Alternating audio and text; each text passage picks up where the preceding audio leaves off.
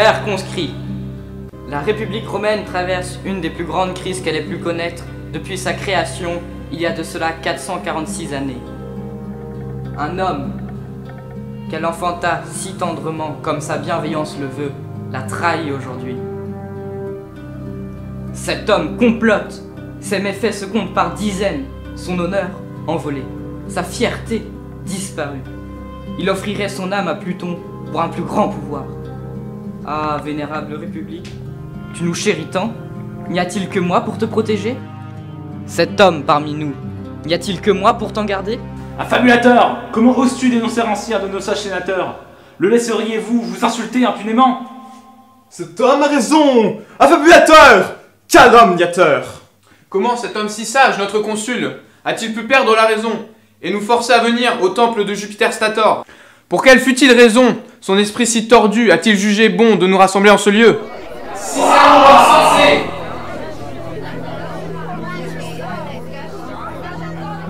Patresse, calmez-vous. Il est bien imprudent d'insulter l'esprit d'un orateur avisé.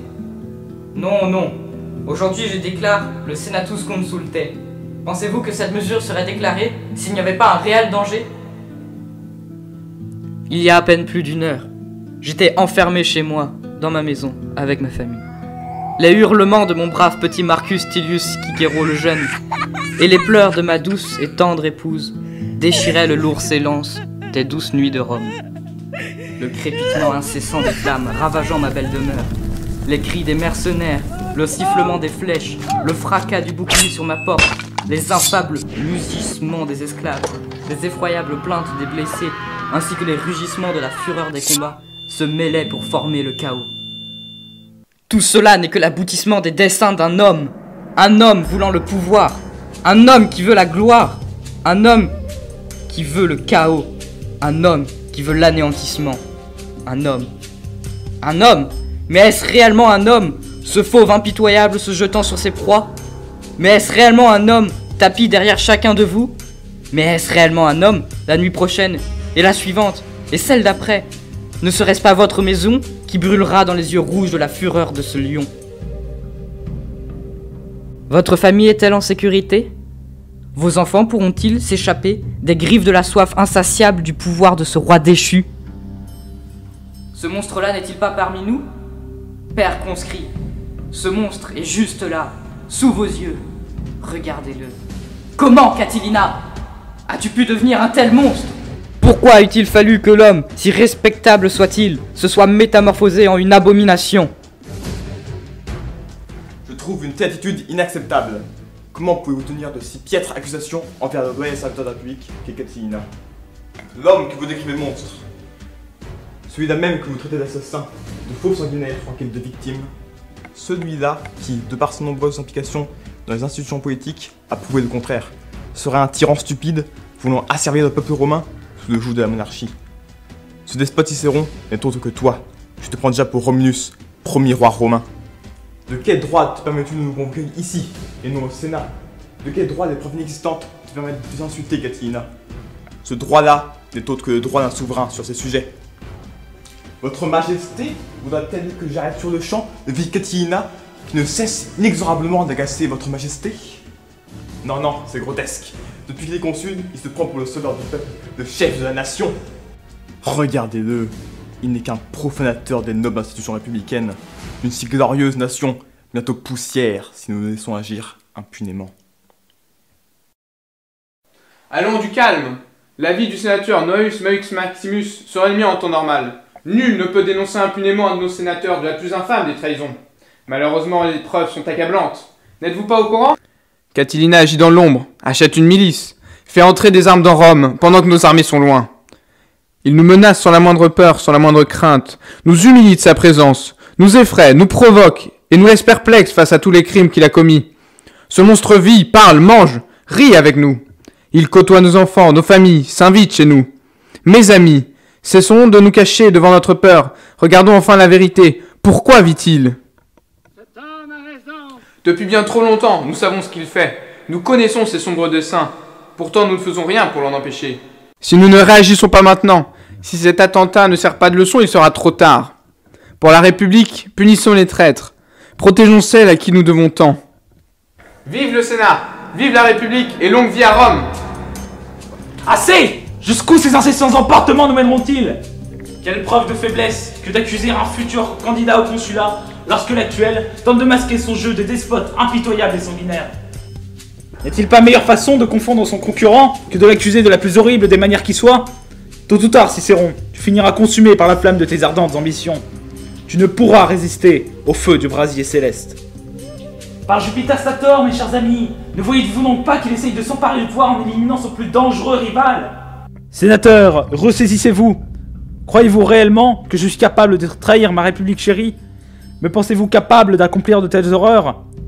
Moi, faire un attentat? Moi, un monstre? Moi, un faux sanguinaire? Moi, le souverain rêvant de son trône? Toi, le libérateur? Toi, le grand et fier Cicéron? Toi, chien galeux sur son trône? Toi, l'impétueux tyran méprisant la plèbe?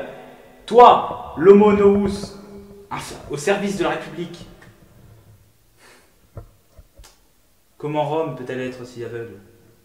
Sénateur, il se croit au tribunal. Me condamnera-t-il en toute impunité?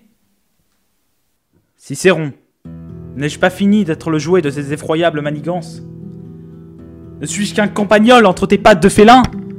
Dès que je m'en échappe, je fuis. Seulement, pour encore me faire attraper? Quand est-ce que cet ignoble harcèlement cessera-t-il? Cicéron, fier avocat, qui es-tu? Qui te connaît réellement? Campagnard, voulant être quelqu'un. Consul, n'étant personne. Ainsi donc, à quoi te résumes-tu? Pourquoi devrions-nous nous souvenir de toi? Toi qui attaches un grand plaisir à la popularité et à la postérité. Le minable consul accusant à tort un brave défenseur de la République, descendant d'une noble famille romaine. Ainsi donc, par sa stupidité, le grand et fier Cicéron se saborde. Celui que tu étais hier et celui que tu seras demain ne seront plus que synonymes de honte et de discorde. Il est encore temps, Cicéron, encore temps de renoncer et de t'exiler. Ainsi, ton prénom et celui de ta famille ne sera pas entaché de ta folie.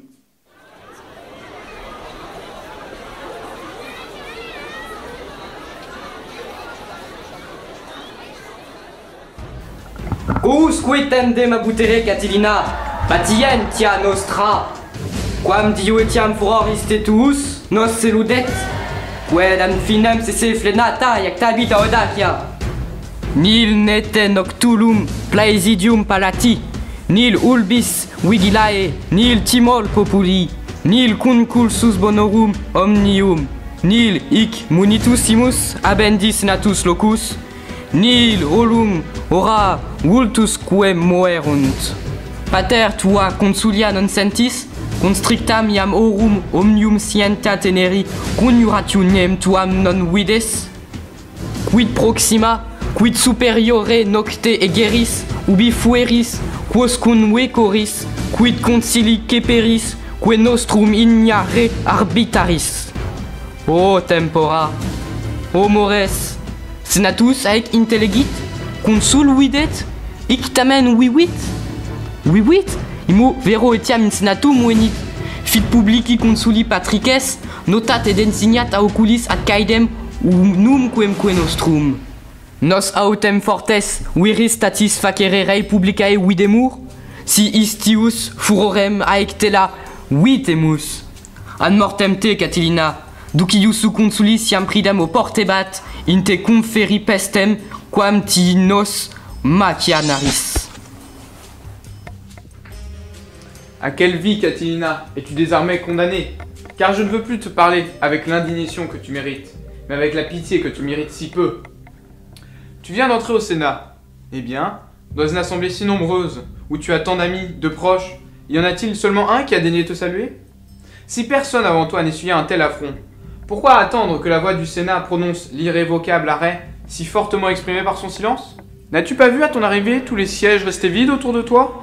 N'as-tu pas vu tous ces consulaires dont tu as si souvent voulu la mort quitter leur place quand tu t'es assis et laisser désert tout ce côté de l'enceinte? Fatale amitié, sombre sentiment, quelle honte et rage de se retrouver trahi par un homme pourtant si respectable en apparence. Comment peux-tu supporter tant d'humiliation, Catilina? Quelle effroyable solitude tu dois tirer des ignominies que tu as commises. La douleur de tes actes doit être insupportable. Comment peux-tu seulement être encore là, devant nous, tes frères, alors que tu nous réservais à chacun un sort bien plus atroce que tu vas recevoir par la colère divine? Voilà de quel présage j'accompagne ton départ, Catilina. Va, Catilina, pour le salut de la République, pour ton malheur et ta ruine, pour ceux que le crime et le parricide unissent à tes destins. Va commencer ta guerre impie et sacrilège. Et toi, Jupiter Stator, dont le culte fut fondé par Romulus, sous les mêmes auspices que cette ville, toi dont le nom même promet à Rome et à la République une postérité éternelle, toi, tu protégeras de ses coups et ceux de ses complices tes hôtels et tous les temples, nos maisons et nos murailles, la vie et la fortune des citoyens. Et ces persécuteurs de gens de bien, ces ennemis de la patrie, ces dévastateurs de l'Italie tout entière, qu'une affreuse société de forfaits les a réunis par un pacte abominable. Tu les livreras, et pendant leur vie et après leur mort, à des supplices qui ne cesseront jamais. Kenden Tarama Togare.